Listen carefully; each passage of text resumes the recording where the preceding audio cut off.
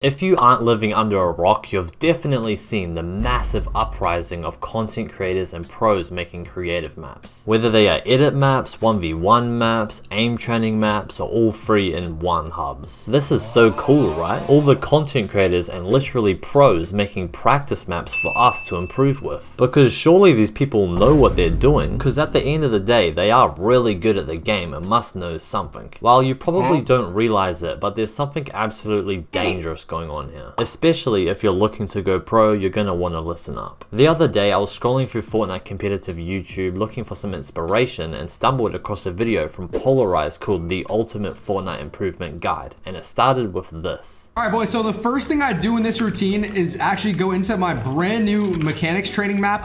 But Vujcich, what's wrong with this? Well, he isn't doing anything intentionally wrong, so no hate towards him. But let's be real here, he ain't grinding that map every single day unless he's doing it on stream so he can promote it. When there's such a big money incentive to own a creative map and having heaps of people play it, which trust me, there is, people are gonna make creative maps for the sake of getting people to play them, not for the sake of getting people to improve as fast as possible. Cause that won't make them money, you playing their creative map will. But wait Vujcich, won't these creative maps help you go pro or at least improve you a lot? Well, you could technically argue that building, aiming, and editing are things you use in tournaments, so getting better at them is obviously going to bring you benefits. But have you ever thought about this? What would a 1v1 realistic against a better player not do for you that any of those other weird creative maps would do for you? Nothing. In fact, it's going to do far more for you. You're going to practice all these weird angles, fighting situations, and peaks that you would actually find in a tournament, like with different stress levels from low mats, low health, and bad positioning that you just would never encounter doing an edit course through a tunnel in a creative map. The problem with these creative maps is yes, you will actually see some improvement in your aiming and editing, so then you end up thinking, okay, I'm actually doing this right. But the whole time you could have just seen all those improvements and more in a faster rate doing something else like 1v1 realistics against a better player. It's not going to be the end of the world if you play these creative maps, but just know that there's almost always something better you could be doing. It just really annoys me to watch people see a pro say, guys, I made a creative map, everyone play it, it's gonna help you go pro. And then everyone believes them because, well, he's a pro dude, but they don't realize the real incentive behind it. And that pro, if not at all, hardly ever plays his own map or any other weird creative maps for that matter. You've just made it through the entire video, so you clearly want to go pro in Fortnite, meaning you might be interested in an hour-long one-on-one private coaching session with me where we go over exactly how you can go pro from where you're currently at in your Fortnite career. Just click the link in the description for more info.